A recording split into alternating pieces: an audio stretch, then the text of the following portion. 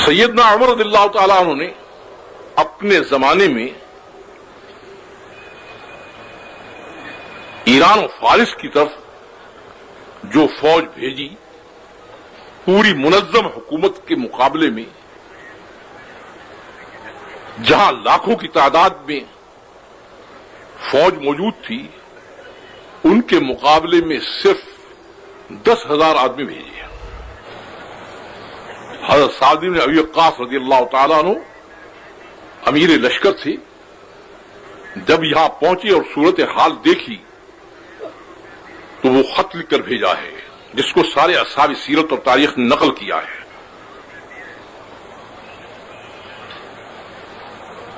وہ خط بھیجا ہے، خط کا مضمون یہ ہے: ارسلتنی فی 10,000، کہ آپ نے مجھے صرف 10,000 کا لشکر دے کر بھیج دیا ہے، میرے مقابلے میں 1.5-2 لاکھ فوج اتری ہوئی ہے۔ اگر آپ یہ چاہتے ہیں کہ مسلمان غالب ہوں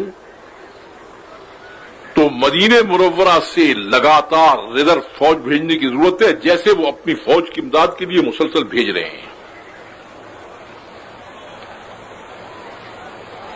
یہ حضرت سعد بن وقاص کا خط ہے جو پوری سیرت اور تاریخ کی کتابوں میں محفوظ ہے۔ اب دربار خلافت سے اس کا جواب سنیے، جس جواب کے متعلق اصحاب سیرت متفق ہیں یہ کہ عمر کا خط نہیں ہے، بلکہ قیامت تک اس امت کی قسمت کا نظام اس میں بتا دیا انہوں نے۔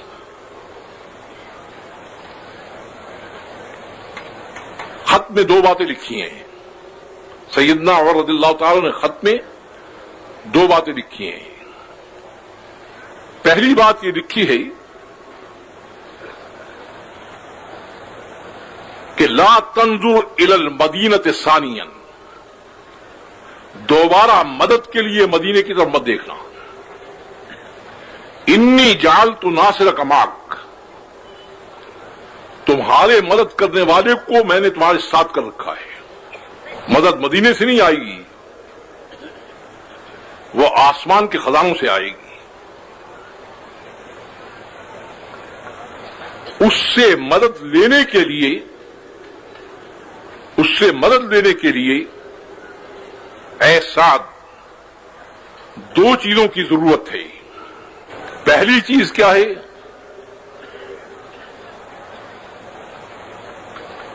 کہ اپنی اور اپنی جماعت کی، اپنے لشکر کی حفاظت کرو کہ ان کا کوئی عمل اللہ کے اوامر کے خلاف نہ ہونے پائے۔ اگر عمل کچھ ہوگا اور اس میں خلاف ہوگا تو بندے اور خدا کی مخالفت شروع ہو جائے گی، بدل کا سوال پیدا نہیں ہوتا ہے۔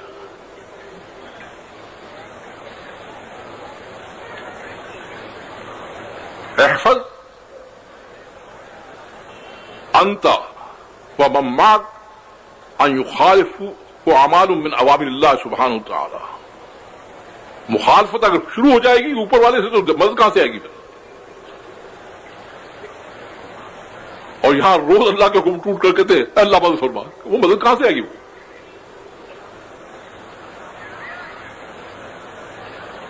جس بات کو میں اصل کہنا چاہتا ہوں وہ آگے ہے اس خط میں۔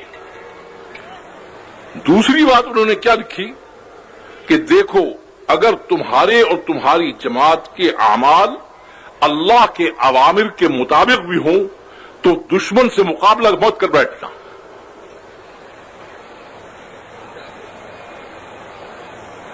تمہارے اور تمہاری جماعت کے اعمال اگر اوامر الہی کے مطابق بھی ہوں تو تب بھی مقابلہ مت کر بیٹھنا۔ حضور اکرم صلی اللہ علیہ وسلم نے اللہ کا وہ نظام بتایا ہے، وہ میں تمہیں لکھ رہا ہوں یاد دہانی کی طرف۔ اور وہ نظام کیا ہے؟ اپنے میں سے 10,000 میں سے 10 آدمی چنو، وہ جا کر کسریٰ کے دربار میں اس کو اسلام کی دعوت دیں۔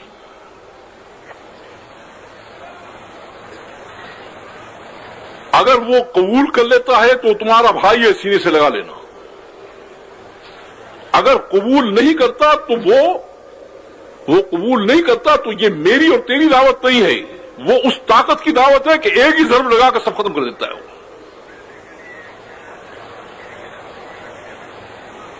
پھر تمہارا مقابلہ نہیں ہوگا، جس کی دعوت کا انکار کر رہا ہے وہ براہ راست مقابلے پر آ جائے گا. تم تو بیچ میں ویسے کھڑے ہوگی. اور جب انسان کا اور اللہ کا مقابلہ ہو، فاللہ هو الغالب، تو اللہ یقینی غالب ہے، انسان کا وہاں سوال ہی پیدا نہیں ہوتا.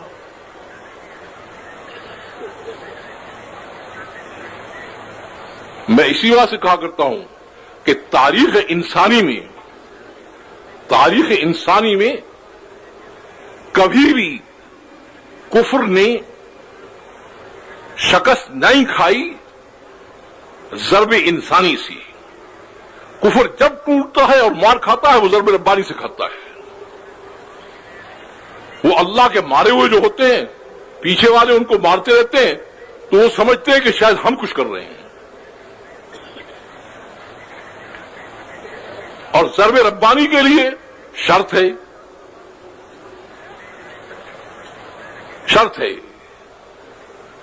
پہلے دین کے راستے سے اپنے آپ کو جوڑو، اللہ سے رابطہ قائم کرو، پھر اللہ کے پیغام کو ان تک پہنچاؤ. یہ پیغام یا کفر کو اسلام کی طرف موڑ دے گا یا کفر کو توڑ دے گا. متعینہ ایک نظام ہے.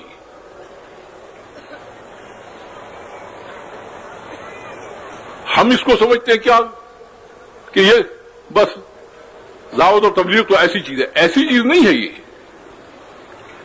اس میں دوہری طاقت اللہ نے رکھی ہے.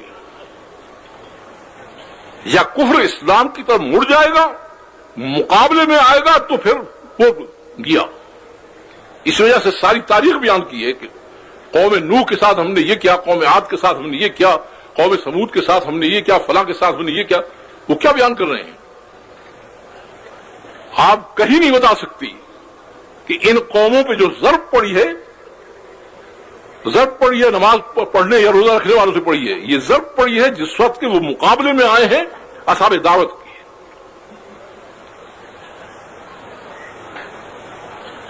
میں اسی بات سے کہا کرتا ہوں کہ اس امت کو رسول اللہ صلی اللہ علیہ وسلم سے تو اتنا ہی تعلق ہے کہ حضور اکرم صلی اللہ علیہ وسلم کی کچھ تعریف کر لیتے ہیں، کچھ نعتیں پڑھ لیتے ہیں. وہ آپ کو فکر تھا کہ یہ کفر کا اتنا بڑا جھمگٹا ہے.